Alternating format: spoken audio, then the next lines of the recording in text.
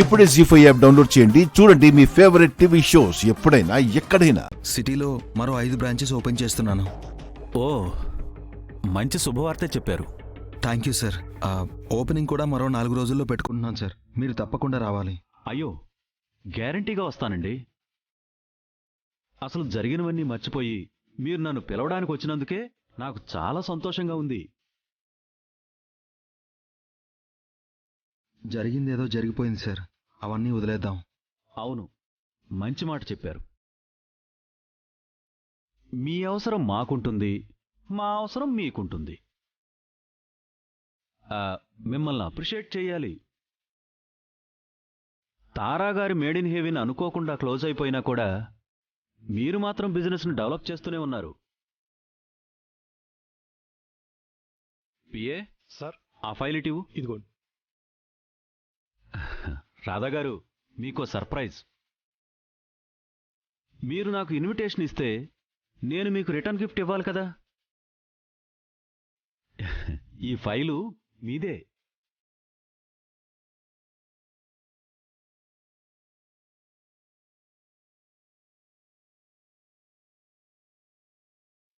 అయ్యో, ఏంటి రాధాగారు ఇది? మొదటి బ్రాంచ్ కట్టిన బిల్డింగ్కి ఫైర్ సేఫ్టీ లేదా?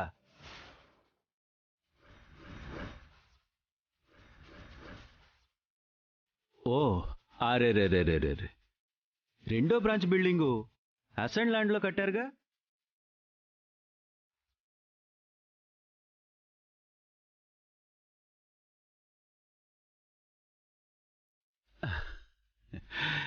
మూడో బ్రాంచ్ బిల్డింగ్కి అసలు పార్కింగే లేదంటగా.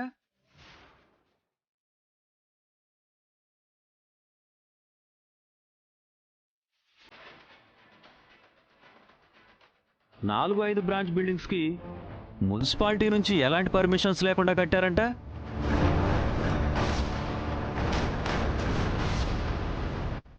ఏంటి రాధాగారు ఇది?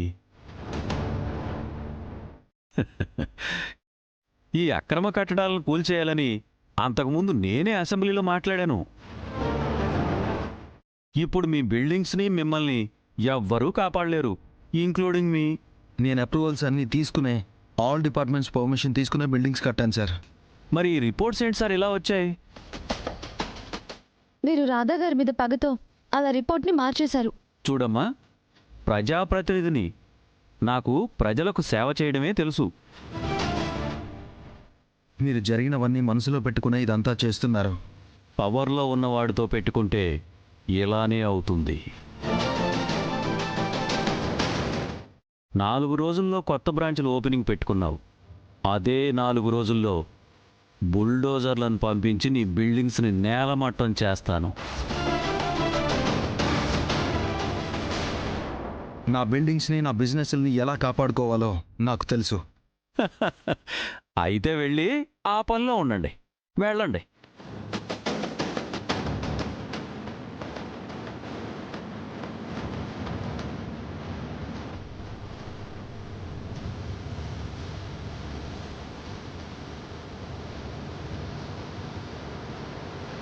జీ5 యాప్ డౌన్లోడ్ చేసి అన్ని ఎపిసోడ్స్ పూర్తి ఉచితంగా చూడండి.